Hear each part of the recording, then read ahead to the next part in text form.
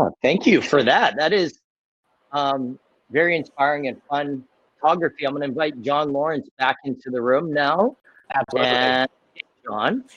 Hey, so, I've got to tell you two things that I'm sitting here, and as I'm watching all these photos in the wing. Number one, John, I've seen your work, and you present several times, both on the mainland and in Hawaii. And I've got to tell you, each time I see these photos, and I'm like, these are amazing. And our first question actually aligns with that, because it comes from a person that you know as well, Ryan, and he's curious, how did you pick the shots you got today? And that's honestly like something that I wanted to ask as well. So it's right up there with me, because I always feel like I'm seeing new work from you. You say, oh, it takes so long to get this, but you always have new stuff. So clearly you're at it all the time. How did you pick these photos?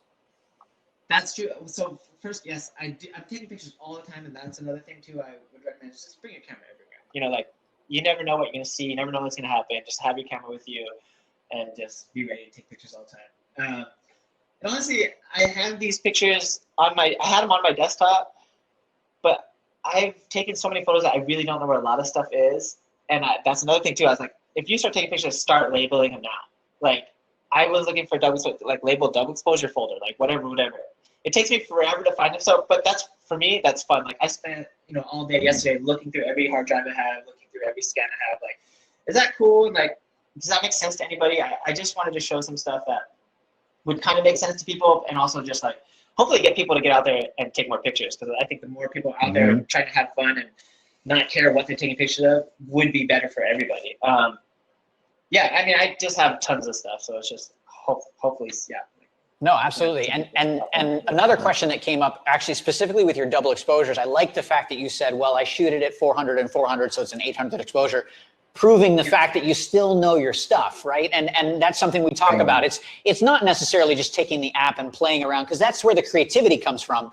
But you also had the technical. Now, I've got to ask you, though, when you're doing these double exposures, is it, when you're going around for that second exposure, is it pure luck, or do you remember kind of, hey, frame 3 was this, I'm going to write this down? Or do you ever do that maybe deliberately when you're trying for something?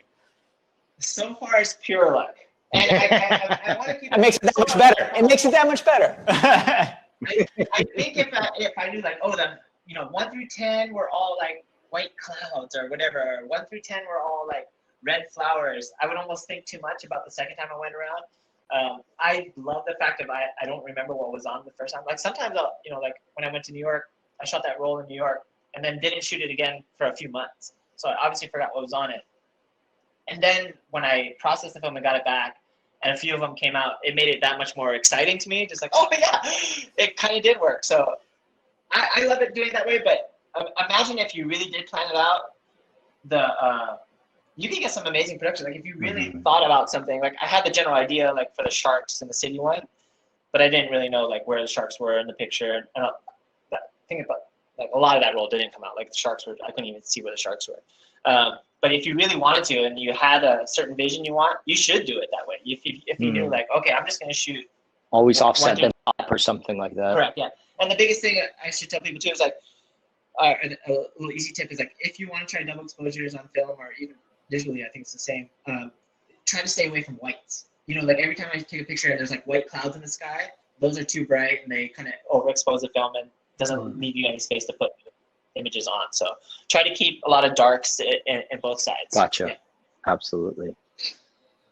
Yeah. And to your point, I mean, that to me is what makes what you do art, because you are still being very deliberate about what you're doing. And even though you might not remember that first exposure, you are very deliberate, no different than a sculptor, right? They have to know their tools, your tools. So I appreciate that. Samantha's saying that you've got hoarding, you got tons of these things. So I'm going to put it out there. I think you should just do a seeing double art gallery where you hang them. Well, he actually did a beautiful book he released earlier this year. I actually have copy 1 of 69. I remember you signed and you put it on your table. I remember that when you did the walk through your house. Yeah. Yes, so I have 1 of 69, but he's got to release a few more of those, and it was just a beautiful show of his work. Absolutely. Yeah. So Zach, I'll let you bring us to the closeout. The one-time closeout is actually a good thing. I'll let it kick over to you. Absolutely. So thank you everyone very much. Thank you, John, for joining us again here today. I really appreciate it. I look forward to seeing everyone again next week, Tuesday, with another amazing guest. Very interesting. Stay tuned to my social media to see who it is next. Thank you so much, John. Thank you, everyone. Have a great day.